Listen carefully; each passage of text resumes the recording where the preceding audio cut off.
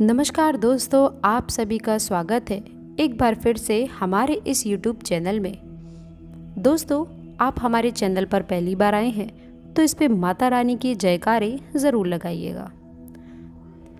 दोस्तों, नवरात्रों का महापर्व बहुत ही शुभ और मंगलकारी माना जाता है। नवरात्र के पूरे 9 दिन गंगा जल की हर एक बूंद की तरह पवित्र माने जाते हैं। ये शुभ समय भक्तों के जीवन में खुशियों की सौगात लेकर आता है। आपको बता दें, 2023 में इस साल माँ दुर्गा नौका की सवारी पर पृथ्वी पधारेंगी और भक्तों की पीड़ा को मुक्त करेंगी और सभी इच्छाओं को शीघ्र ही पूर्ण कर देंगी। दोस्तों, इस बार नवरात्रि पूरे 9 दिनों तक मनाई जाएगी, ना कम ना ज़्यादा। दोस्तों, पूरे 9 दिनों तक माँ शेरों वाली की विशेष रूप से पूजा आराधना करी जाएगी। नवरात्र का महापर्व इस बार 2023 में 22 मार्च दिन बुधवार को शुरू होकर इसका समापन 23 मार्च दिन गुरुवार को है। ऐसे में चैत्र नवरात्रि पर माँ दुर्गा की कृपा पाने के लिए कलश स्थापना का शुभ मुहूर्त है 22 मार्च को सुबह 6:29 से लेकर सुबह 7:39 तक। मुहूर्त में की गई पूजा बहुत ही शुभ मानी जाती है। इससे समस्त देवी देवताओं की कृपा प्राप्त होती है और पूजा पाठ का फल कई लाख गुना प्राप्त होता है। ऐसे में जो व्यक्ति नवरात्र आने से पहले घर से ये चीज़ें हटा देता है तो उसके घर में माँ वैष्णो का होगा आगमन, माता लक्ष्मी का होगा वास। माता शेरावाली आपकी झोली खुशियों से भर देंगी। इसलिए नवरात्र आने से पहले घर से ये चीज़ें फौरन ही हटा दें। दोस्तों, आज हम कुछ ऐसी ही गलतियों के बारे में जानेंगे जो यदि आपके घर में भी होती हैं तो माता लक्ष्मी ऐसे घर में प्रवेश कभी नहीं करती। फिर चाहे आप कितनी भी पूजा पाठ क्यों न कर लें, माता लक्ष्मी ऐसे घर में कभी नहीं आती। ऐसे घर से देवी देवता भी हमेशा रहते हैं नाराज। दोस्तों, पूरी जानकारी देखने के लिए इस वीडियो को अंत तक जरूर देखें। सच्ची श्रद्धा से कमेंट बॉक्स में लिखें हर हर महादेव, ओम नमः शिवाय। महादेव के लिए एक लाइक तो बनता है। दोस्तों, हर हिंदू को ये बात पता होनी चाहिए कि एक साल में 4 नवरात्रे पड़ती हैं और 4 नवरात्रि ऐसी नवरात्रि होती हैं दोस्तों, जिसमें माता रानी आपके द्वार पर अवश्य ही आती हैं और आपके घर पर विराजमान हो जाती हैं। तो दोस्तों, ध्यान से सुनिएगा जो हम आपको बता रहे हैं और समझिएगा कि हम क्या जानकारी दे रहे हैं। देखिए, नवरात्र को हिंदू धर्म में इसलिए भी बहुत महत्व दिया गया है। इस दौरान यदि आप माता रानी के व्रत को रखते हैं, पूजा पाठ करते हैं, तो दोस्तों मानकर चलिए कि माता रानी जी इस नवरात्र के दौरान आपको तुरंत ही आशीर्वाद दे देती हैं और आपके जीवन की कितनी ही बड़ी दिक्कत हो, परेशानी हो, दिक्कतें हों, चैत्र नवरात्रे हों या फिर कोई भी नवरात्रे हों, उस दौरान यदि आप पूजा पाठ कर लेते हैं तो आपके जीवन से हर कष्ट चला जाता है, जड़ सहित नष्ट हो जाता है। दूसरी तरफ यदि चैत्र नवरात्रि हो, दूसरी नवरात्रियों में भी दोस्तों आप माता रानी के लिए थोड़ी सी पूजा आराधना करेंगे, साधना करेंगे और माता रानी आपसे प्रसन्न हो जाती हैं तो अवश्य ही दोस्तों आपके जीवन में आपको सुख, समृद्धि, वैभव, लक्ष्मी और ऐश्वर्य की प्राप्ति होती है। एक बात का ध्यान रखिएगा कि माता रानी कभी भी ऐसे घरों में नहीं जाती हैं जहां पर पूजा पाठ सही ढंग से नहीं की जाती है। देखिए, धर्मशास्त्रों में बात स्पष्ट लिखी हुई है कि यदि आप पूजा पाठ सही से नहीं करते हैं तो कोई दिक्कत की बात नहीं है, लेकिन यदि आप पूजा पाठ को गलत तरीके से करते हैं, गलत विधि विधान के साथ में करते हैं, तो आपको देवी देवताओं का क्रोधित रूप देखना पड़ सकता है। और वही हाल होता है चैत्र नवरात्रि में।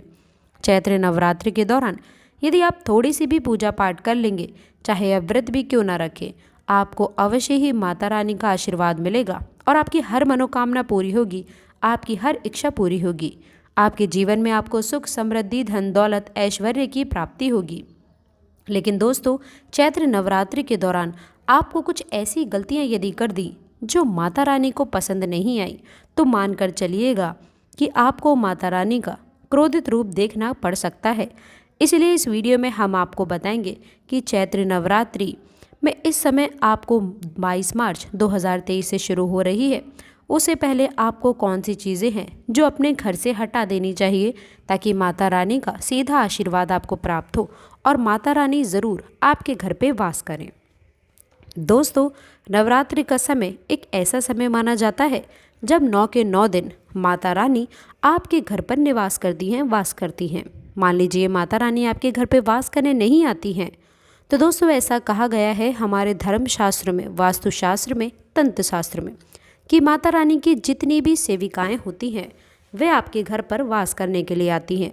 9 दिन जितनी भी आप पूजा पाठ साधना क्रिया करते हैं, ये दोस्तों जितनी भी सहयोगात्माएं होती हैं माता रानी की, ये माता रानी को बताती हैं ये लोग कि इस घर में आपकी इस तरह से पूजा पाठ की गई है, इसीलिए जो दशमी होती है, दशमी के दिन आपको वरदान मिलता है, माता रानी का आशीर्वाद प्राप्त होता है और आप अपने जीवन में हर प्रकार की समस्याओं से छुटकारा पाते हैं और आपके जीवन में आपको सुख समृद्धि का वास मिल जाता है।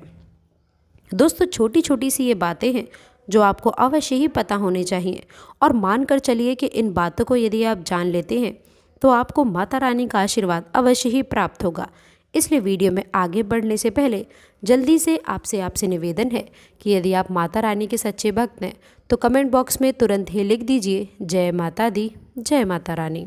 और दोस्तों चैनल को सब्सक्राइब ज़रूर करें ताकि ऐसी ही हर जानकारी आप लोगों को समय समय पर प्राप्त होती रहे। तो दोस्तों देखिए, एक बात का ज़रा आपको ध्यान रखना है कि हम आपको इस वीडियो में बताएंगे कि नवरात्र के दौरान आपको ऐसे कौन से कार्य हैं जिनको अपने घर पर अवश्य ही लाना चाहिए यदि आप पूजा पाठ करेंगे। तो दोस्तों इन चीज़ों का इस्तेमाल आपको किस प्रकार करना चाहिए ताकि माता रानी उससे प्रसन्न हो सके। और फिर हम आपको बताएंगे कि इस चैत्र नवरात्र से पहले आपको अपने घर से वो कौन से ऐसे चीज़ें हैं, वो कौन सी ऐसी वस्तुएं जो हटा देनी चाहिए ताकि माता रानी आपसे रुष्ट ना हो। और माता रानी यदि आपके घर पर आती हैं, आपके द्वार पर आती हैं, तो वे कभी वापस ना लौटें और आपके घर पर हमेशा वास करें। तो इस वीडियो को ज़रा ध्यान से लास्ट तक, अंत तक देखिएगा। वीडियो में आगे बढ़ने से पहले निवेदन है कि अगर आपने वीडियो को लाइक नहीं किया है तो वीडियो को पक्के से लाइक करें। तो सबसे पहली चीज़ दोस्तों जो आपको घर पे अवश्य ही ले करके आनी है वह है घंटी। देखिए दोस्तों, माता रानी की पूजा के बारे में एक बात कही जाती है कि जब भी आप माता रानी की पूजा करें कभी भी मौन रह करके पूजा ना करें। माता रानी की जब भी आप पूजा करें तो उसमें आप लोगों को घंटी का इस्तेमाल अवश्य करना है, वरना इसे सफल नहीं माना जाता है। आपको ये करना है कि 9 के 9 दिन यदि आप शाम के वक्त पूजा कर रही हैं या दिन के वक्त भी पूजा कर रहे हैं, जैसे भी आप अपने इच्छा अनुसार पूजा कर रहे हैं, तो घंटी का इस्तेमाल अवश्य ही करिएगा और उसी घंटी का इस्तेमाल करिएगा जो नई घंटी आप लाए हो। दूसरी चीज़ इस बात का ध्यान रखें कि जहाँ पर भी शंख का इस्तेमाल किया जाता है, जहाँ भी शंख का इस्तेमाल होता है वहाँ दोस्तों भगवान विष्णु आते हैं और जहाँ भी भगवान विष्णु आते हैं तो उनके पीछे पीछे माँ लक्ष्मी वास करने ज़रूर आती हैं। आपको काम ये करना है कि नवरात्र के दौरान एक शंख खरीद करके लेकर आना है और इसकी ध्वनि को आपको इस्तेमाल करना है। इसकी ध्वनि को यदि आप इस्तेमाल करते हैं तो नवरात्र के दौरान आपके नवतारे, आपके ग्रह नक्षत्र, आपके राहु केतु भी अच्छे हो जाएंगे। शंख का इस्तेमाल करने से भगवान विष्णु का आशीर्वाद तो मिलेगा ही मिलेगा आपको, माता रानी जी का भी असीम कृपा आपको प्राप्त होगी। माता लक्ष्मी की वो कृपा मिलेगी कि आपके जीवन से धन संबंधित जितनी भी दिक्कतें हैं वे हमेशा हमेशा के लिए समाप्त हो जाएंगी। तो इस बात का ज़रा ध्यान रखिएगा कि नवरात्र के दौरान आपको शंख का अवश्य ही प्रयोग करना होगा। शंख का यदि आप प्रयोग करते हैं तो माना जाता है कि आपके धन संबंधी जितनी भी दिक्कतें परेशानियां हैं वे जड़ से नष्ट हो जाती हैं। वह अपने जीवन में धन संबंधी जो भी निर्णय जो थे आपने लिए थे उससे आपको लाभ पहुंचेगा, फ़ायदा मिलेगा। दोस्तों तीसरा जो आता है, अब देखिए एक बात यह है कि आज का समय ऐसा चल गया है कि यदि आप सादा जीवन जी रहे हैं तो आपके शत्रु आपसे जलेंगे, आपको नुकसान पहुंचाने के बारे में भी सोचेंगे ही। तो दोस्तों नवरात्र के दौरान जहां पर भी आपने माता जी की चौकी लगाई है वहां पर एक त्रिशूल अवश्य ही स्थापित कर दीजिएगा। यदि आप नवरात्र के दौरान अपने घर पे त्रिशूल लेकर के आते हैं, नवरात्र के बाद इसी त्रिशूल को किसी भी मंदिर में दान कर देते हैं, तो मान के चलिए दोस्तों कि माता रानी का वो आशीर्वाद आपको मिलेगा कि एक तरफ आपके लाखों दुश्मन खड़े हों और अकेले आप एक तरफ खड़े हों, वो आपका बाल भी बांका नहीं कर पाएंगे। तो कहा जाता है कि नवरात्र के दौरान हमें माता रानी जी की चौकी पर एक नया त्रिशूल लेकर के आना चाहिए। और जब माता रानी का जिस दिन विसर्जन हो जाता है यानी कि 9वीं में दोस्तों, जैसे तो हम 10वीं भी करते हैं कुछ लोग, उसके बाद आप इच्छा अनुसार माता रानी के मंदिर में उस त्रिशूल को दान कर दीजिएगा। कहा जाता है कि यहाँ पर माता रानी जी का वो आशीर्वाद आपको मिलता है कि जो आपके शत्रु आपको नुकसान पहुँचाना चाहते हैं वे आपकी तरफ आँख उठाते भी नहीं हैं, आपके सामने घुटने टेक देते हैं। दोस्तों, अभी तक हमने आपको वह चीज़ें बताई हैं जो आपको अवश्य ही लेकर आनी चाहिए।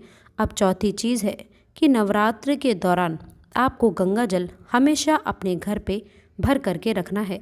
हमेशा अपने घर में गंगा जल ज़रूर रखिएगा, क्योंकि माता रानी जी की पूजा से पहले आपको गंगा जल का छिड़काव चौकी के पास में करना होगा, घर में करना होगा। इससे घर में पवित्रता आती है। मान लीजिए कि आप और भी ज़्यादा पवित्रताओं का ध्यान रखते हैं तो गौमूत्र ला सकते हैं।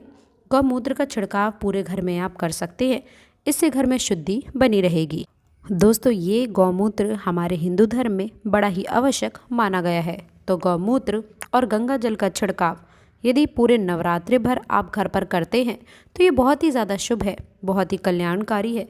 इससे आपके घर की जो बरकत रुक गई थी, घर की बरकत भी होगी इस चैत्र नवरात्रि में और घर की उन्नति भी बढ़ेगी। आपके घर में जो लोग रोगी हैं, जिनको बीमारी लगी हुई है, वे रोग मुक्त हो जाएंगे और दोस्तों आगे अपने जीवन में उन्नति करेंगे। अब आपको हम बताते हैं कि चैत्र नवरात्र के दौरान आपको किन चीज़ों को अपने घर से तुरंत ही हटा देना चाहिए। देखिए, चैत्र नवरात्रि 22 मार्च 2023 से शुरू हो रही है। इससे पहले आपको इस चीज़ का ध्यान रखना है कि यदि आप अंडा वगैरह खाते हैं तो दोस्तों जो अंडे की ट्रे होती है उसको हटा दीजिए। घर से अंडे को हटा दीजिए, जहाँ भी अंडे वगैरह हो वो हटा दीजिए और वहाँ गंगा जल का छिड़काव करिए व गौमूत्र का छिड़काव भी करिए। यदि आप चैत्र नवरात्र के दौरान आपके घर पे अंडा वगैरह बनता है, भले ही आप व्रत रख रहे हैं घर का आपका कोई भी मेंबर, और यदि आप अंडा बना रहे हैं तो पूजा संपन्न नहीं मानी जाएगी। माता रानी कभी ऐसे घर में वास करने के लिए नहीं जाती हैं। दूसरी चीज़ है, बहुत से लोग दोस्तों नवरात्रों के दौरान अपने घर पे शराब की बॉटल्स वगैरह रखते हैं। बहुत ध्यान दीजिएगा दोस्तों कि चैत्र नवरात्रि हो या फिर कोई भी नवरात्रि हो, घर में कभी भी शराब वगैरह नवरात्र के दौरान नहीं होना चाहिए। भले ही आप व्रत ना रखें, भले ही पूजा पाठ ना करें, लेकिन आप कृपा करके दारू की बॉटल्स अपने घर पे ना रखें, वरना ये मानकर चलिए कि आपको कई प्रकार के दोषों का सामना करना पड़ सकता है। तीसरी चीज़, यदि आपके घर में ऐसी कोई घड़ी है जो बंद है या फिर ख़राब हो गई है तो या तो उसको फेंक दीजिए या उसको सेल डाल करके चालू कर लीजिए। बंद घड़ी नवरात्र के दौरान घर में नहीं आनी चाहिए। चौथी चीज़ है कि घर में जितनी भी गंदगी है, जैसे कि जाला और कूड़ा कबाड़ा, इन सबको पूरी तरह से हटा दीजिए। पूरे घर की सफाई कर दीजिए। चैत्र नवरात्रि से पहले दोस्तों गंगा जल से छिड़काव कर दीजिए पूरे घर का, गौमूत्र से छिड़काव कर दीजिए और पूरे चैत्र नवरात्रि में आपको गंगा जल का छिड़काव करते रहना है। तो कुछ ऐसी बातें हैं जो जानना बेहद ही ज़रूरी हैं। इसलिए दोस्तों आपको बस हाथ जोड़कर निवेदन करते हैं कि अभी तक आपने वीडियो को लाइक नहीं किया है तो प्लीज़ वीडियो को लाइक कर दीजिएगा और कमेंट बॉक्स में जय माता दी के जयकारे ज़रूर लगाइएगा। तो दोस्तों आशा करते हैं कि वीडियो में दी गई जानकारी आपको पसंद आई होगी। वीडियो अच्छी लगी हो तो वीडियो को लाइक करिएगा, अपने दोस्त के साथ शेयर करिएगा। अगर आपने अभी तक चैनल को सब्सक्राइब नहीं किया है तो प्लीज़ चैनल को सब्सक्राइब करके बेल आइकन ज़रूर दबाइएगा, ताकि ऐसी ही ज्ञानवर्धक वीडियो आपको सबसे पहले मिले। मिलते हैं अगली वीडियो में, तब तक के लिए गुड बाय और अंत तक जुड़े रहने के लिए आप सभी का बहुत बहुत धन्यवाद।